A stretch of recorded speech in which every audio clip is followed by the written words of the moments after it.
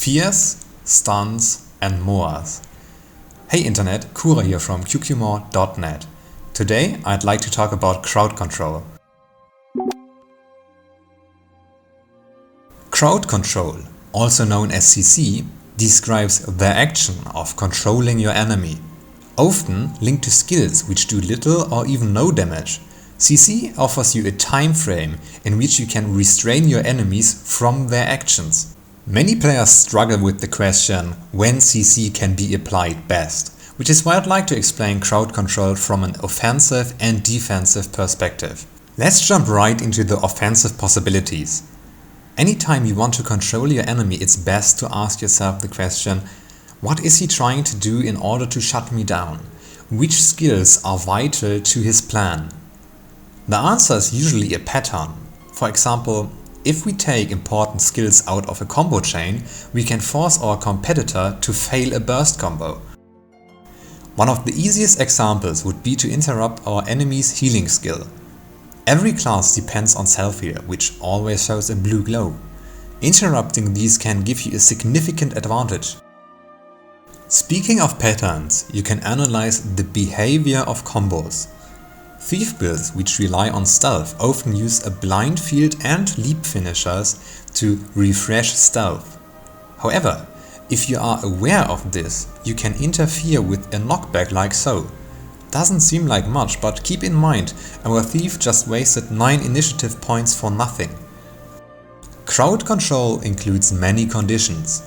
Fears and stuns shut your target completely down, while an immobilize only roots your target in place. This is especially useful for pinning down targets in teamfights, but can also be used to snare an enemy who might hinder you from decapping a point. In this example I play a thief with short bow. I briefly apply stealth to convert my trick shot into a surprise shot, which immobilizes my enemy.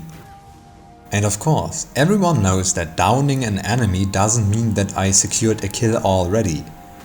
When an opponent tries to resurrect an ally, I can apply my interrupts on them too. If you are familiar with these guides, you probably know that these techniques are only limited by your creativity. Let's look at these two examples. The battle standard of warriors can resurrect a player out of downset before you have the chance to perform a stomp. However, here you can see me initiating the cast. Then I steal from the warrior applying daze to stop him from using his elite. Then I jump back to the enemy to finish up the stomp with my infiltrator signet. But what happens if the player who reses the downed enemy happens to have stability, negating all my crowd control? Well, the downed player sure has no stability. You could, instead of crowd controlling the helping enemy, target the downed player. Here I initiate a hammer knockback while immediately after starting a stomp. To close the distance I use a teleport again. Good knowledge of CC also equips you with the ability to predict incoming interrupts, which you can then surpass. Last but not least, elite skills are a very powerful variable which can turn the tide of a fight. Interrupting a Moor can easily give you the upper hand. Let's sum this up quickly. Offensive CC should aim to restrain enemies from beneficial skills like self-heal. Many builds which provide a lot of burst rely on patterns, combos, and usually also on CC. Interrupting either the burst or the crowd control can often fully negate an attack. CC is especially useful when trying to secure a kill. Okay, let's jump into the defensive possibilities. While kiting benefits largely from movement slowing effects, in the heat of the battle a decent knockback can save your life too. When dueling enemy players you will always take damage. However, some skills do more damage and are more harmful to your builds than others. If you study other classes very carefully, you will notice that every skill has a unique animation. Once you know these animations, you can precisely interrupt a powerful attack and reduce the damage significantly. Also, there are some special cases like Lich Form and Rampage. While both give the player stability to avoid any crowd control, you can still use a transformation like the mower to override it. Let's sum up the defense.